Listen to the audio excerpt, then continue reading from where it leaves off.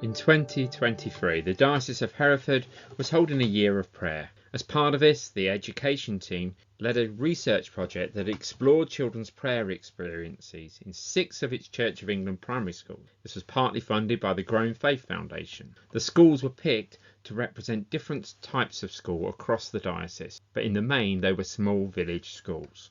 We were researching how can we, as churches and church schools, encourage primary school children to develop a prayer life outside of the school setting. The pupils from the primary schools were interviewed in small groups about their prayer experiences, both at school and elsewhere. Then, a group of paired church and school representatives met online with the education team to discuss what we could do with the findings of the initial discussions. As we reflected, we developed and adopted various resources to help develop prayer across the nexus of home, school and church. These resources were then trialled over the summer term in 2023. Then the same groups of pupils were re-interviewed to review the impact of the resources and to find out what they thought about prayer now. After our initial visits into school, we realised that the children knew lots about prayer, but there were areas that we could really do with developing. Often in school, prayer is modelled in a hall by an adult or another child reading a pre-written prayer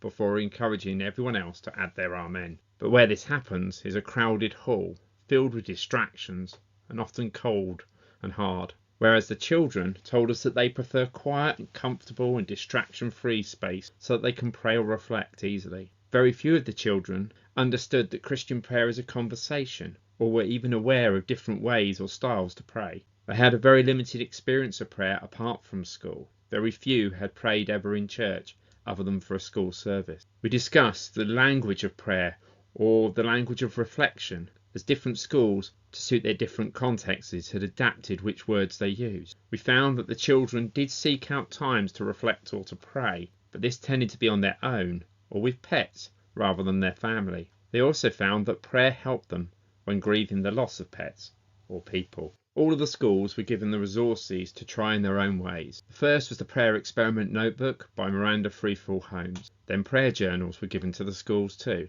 A series of online videos focusing on prayer was released for collective worship for the schools. We wrote a booklet for parents called Don't Burst My Bubble. Some of the schools tried out using prayer pebbles, and we found out about another school where they'd run a very successful creative prayer work for families. Of all the resources, the Prayer Experiment Notebook proved to be one of the most popular and the one that had the most impact. This book is written by Miranda Freefall Holmes, and it's designed to enable the children or young people to read the book, to try out different prayer ideas and different activities and see what suits them. Some used it as a whole class activity, others adapted it to use in Thrive mental health boxes in their classrooms, and some used it as a book club to model prayer with their pupils. Many students reported that the activities in the book helped them to discover new ways to pray. Some involved their parents in building prayer trees and participating in thankful jar prayers. As a resource, this had the most impact on family involvement in their child's prayer life.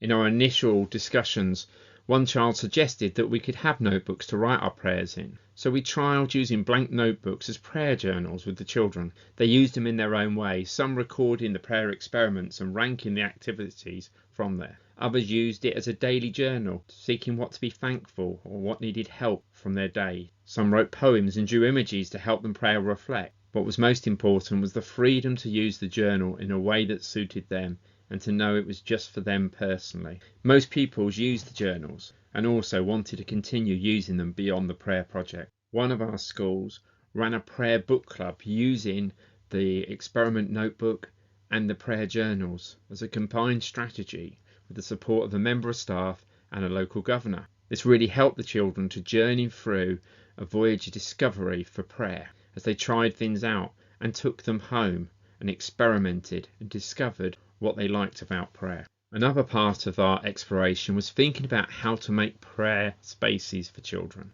That's physical spaces either inside or outside of the school to enable them to have space to be with God and to reflect. At Cressidge School, the children asked to redevelop part of their forest school, and it's now a reflective space that is regularly used by pupils at break and lunchtime. At Stotterston School, a parents group purchased a hut to enable the pupils there to have a quiet space to sit, to pray or reflect during their break times. We also tried a booklet for parents called Don't Burst My Bubble.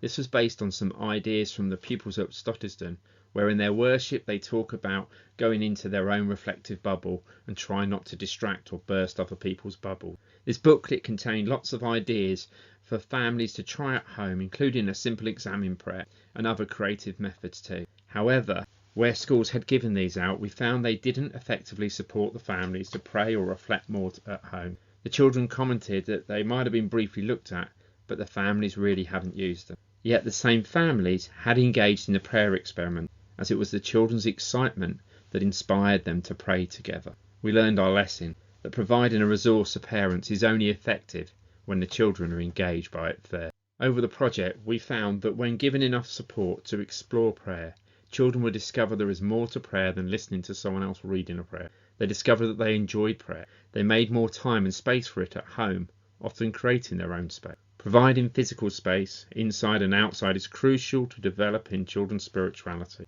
They learned that prayer is conversational and that they like to be alone with God and their thoughts. That prayer can be creative and active, but they also value quiet prayer. They believe prayers are answered, but not always, and that everyone should be encouraged to pray more. They know God always listens to your prayers, even if you aren't sure He exists. Prayer and reflection enable children to discuss bereavement and to grieve more freely. Pets, even horses, play an essential part in the spiritual life of children as they voyage through grief and find comfort with their animal, one that shouldn't be ignored. The children themselves became advocates for prayer. They are the ones who took it outside of school, into their homes and beyond, and encouraged others to join them. But this worked best when they were supported in small groups with adults from school and church who explored prayer alongside them.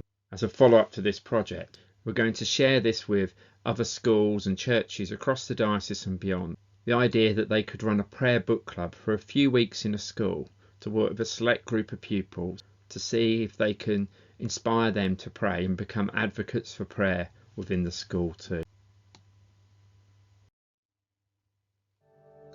On our website you can find further resources about our project, including a fuller comprehensive presentation of the entire project, and also a video about the children where they talk about their prayer experiences, which prompts further exploration for us all and challenges us to think about prayer. There will also be access to other resources linked to this project, including the booklet for parents and the worship videos. And if you'd like to know more, please do contact us.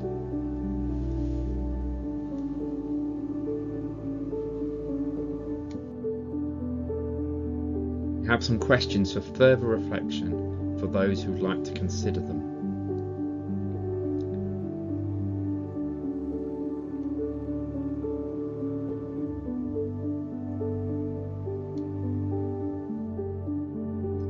We'd like to say thank you to the pupils for their help with the project and being so willing to talk to us, for their parents for allowing the children to participate, to school staff and governors, clergy and church members for their support, ideas and enthusiasm, to the diocesan ministry and education teams for supporting this project in different ways, and finally thanks to the Growing Faith Foundation for helping to fund the project.